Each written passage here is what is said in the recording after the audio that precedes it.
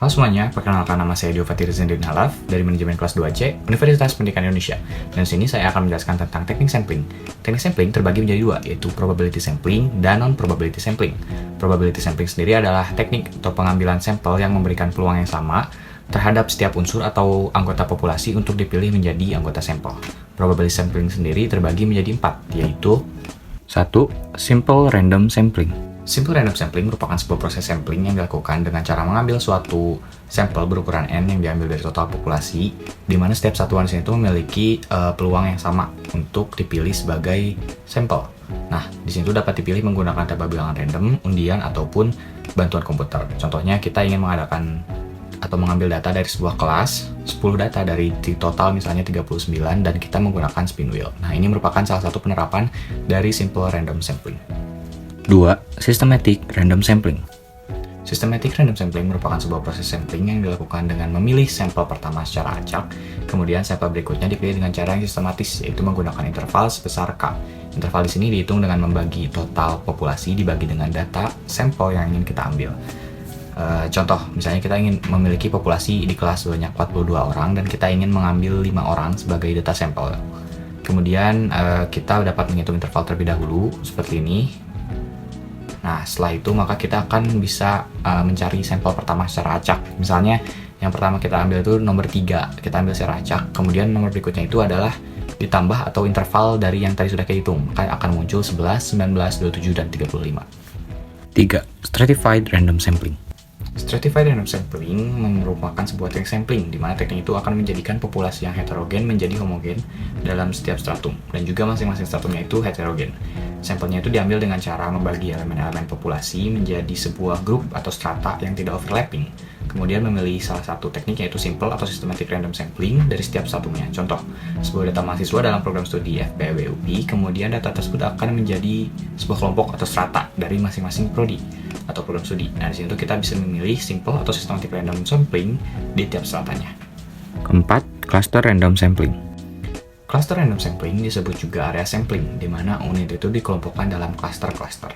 Biasanya digunakan apabila populasinya itu tersebar terlalu luas.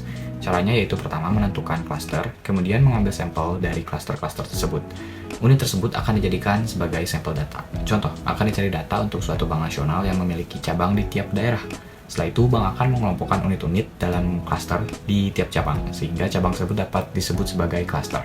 Setelah itu, diambil sampel dalam tiap cabang, dan sampel yang dipilih tersebut merupakan sebuah sampel untuk data yang akan kita ambil.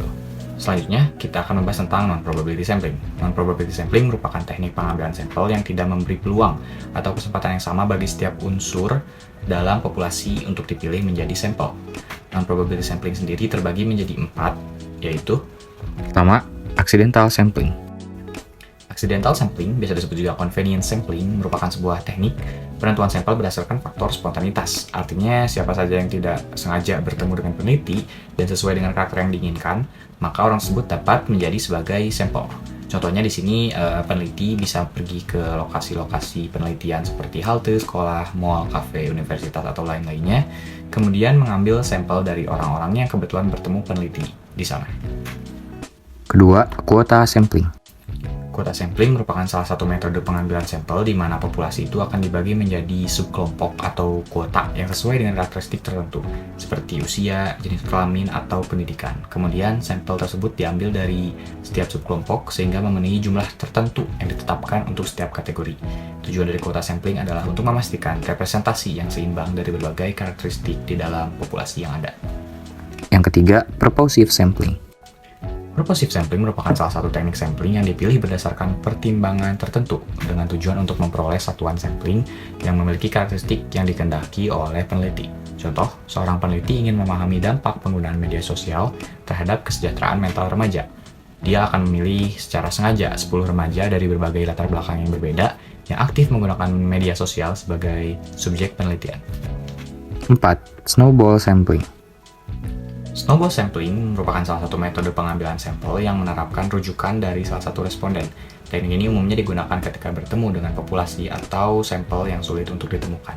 Jadi peneliti itu memerlukan satu orang yang dapat memberikan informasi terkait responden lainnya yang memenuhi kriteria penelitian.